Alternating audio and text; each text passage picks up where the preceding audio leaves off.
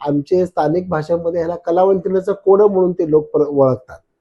परंतु हे जे वर्तुळ दिसतात ही अत्यंत महत्वाची आहेत हे पाहिल्यावर नक्कीच कळतं.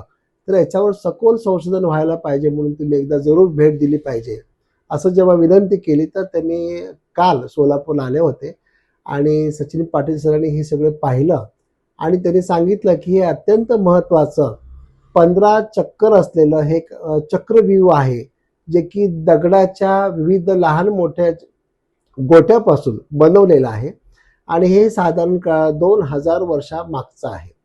हे निर्मितीचं कारण त्यांनी असं सांगितलेलं आहे की हे रोम काळातलं आहे. रोमन व्यापारी जेव्हा भारतामध्ये आले होते, जे ज्या ज्या मार्गाने प्रवास करत होते त्यांच्या प्रवासामधला महत्वाच्या पाऊल खुणा म्हणून याची नोंद त्यांनी केलेली आहे.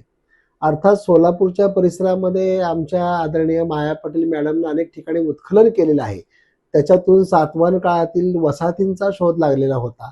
परंतु ह्या हे आता जे सापडलेलं जो रिंगण आहे ज्याला आपण चक्रव्यूह म्हणतो, त्याच्यामुळं सोलापूर जिल्ह्याची एक वेगळी आगळी ओळख निर्माण होणार आहे आणि इतिहासाच्या लोकांना अभ्यास करण्यासाठी एक वेगळी दिशा आज उपलब्ध झालेली आहे.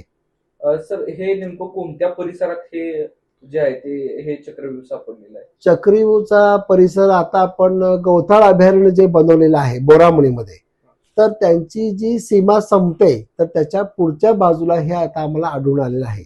ज्या वेळेला याचा अभ्यास करण्यासाठी मी 2 महिन्यापूर्वी तिथे गेलो होतो तर या परिसरामध्ये आणखीन 2 असे चक्रव्यूह मला आढळलेले आहेत.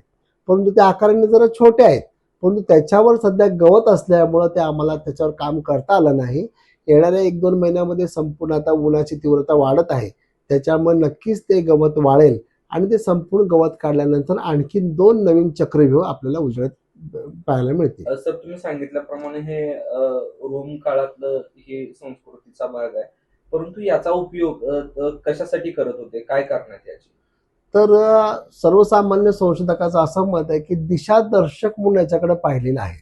म्हणजे ज्या ज्या दिशानं गेलेले आहेत तर त्या त्या काळामध्ये रोम काळातल्या मोठ्या वसती स्थाने होते आणि हा व्यापारी मार्ग होता असं सिद्ध झालेलं आहे. आणि अर्थात आपल्या ह्या परिसरामध्ये जे सापडलेलं आहे त्याची दिशा जर आपण पाहिली तर ते तेरच्या मार्गाने दाखवतं. म्हणजे तिथून येणारा परिसर तुळजापूर आणि तुळजापूरच्या पुढे उस्मानाबाद आणि धाराशिवचा परिसर आणि त्याच्या पुढे तेर असा हा सर्कल जोडला गेलेला आहे.